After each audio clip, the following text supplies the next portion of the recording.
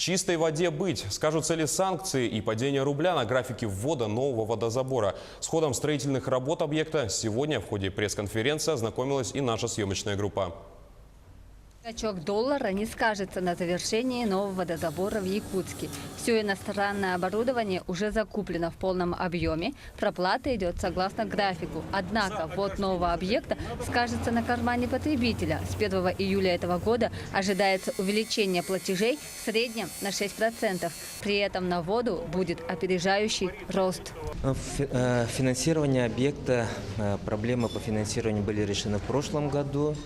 Мы приняли решение привлечения дополнительных кредитных средств. Все возвраты заложены у нас в расходной части бюджета республики, поэтому по возврату кредитов и так далее у нас эти расходы не лягут в основной тариф на эксплуатацию этих сооружений.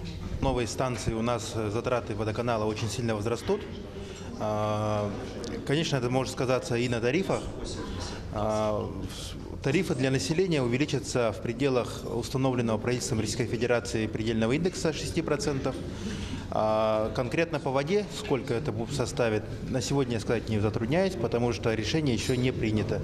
Решение будет принято только в мае. Готовность объекта 75-77%. С 25 мая начнутся пусконаладочные работы. В июле планируются первые пробные пуски. Окончательный же ввод запланирован на октябрь этого года. В июле месяце примерно уже начнется комплексная подача воды в город, уже чистой воды. Но она еще будет поступать, конечно же, с перебоями, но к октябрю уже город получит на 100% воду, соответствующую Санпин. К паводку 2018 года водоканал также готов. Заранее уже заготовлена чистая вода для социальных объектов, в первую очередь для детских садиков. Касательно подготовки объекта к паводку, практически намеченные мероприятия мы выполнили.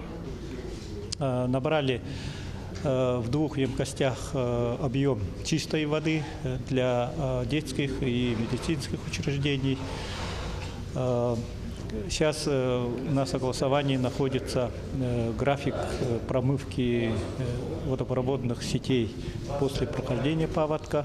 Жители Якутска получат новый, современный, отвечающий всем требованиям объект и, наконец, смогут позабыть про желтую воду из-под крана. С вводом нового водозабора старый будет переведен в режим резерва. Руководство водоканала обещает, что проблем с некачественной водопроводной водой в Якутске уже не будет. Сусанна Рожина, Георгий Григорьев, Якутск.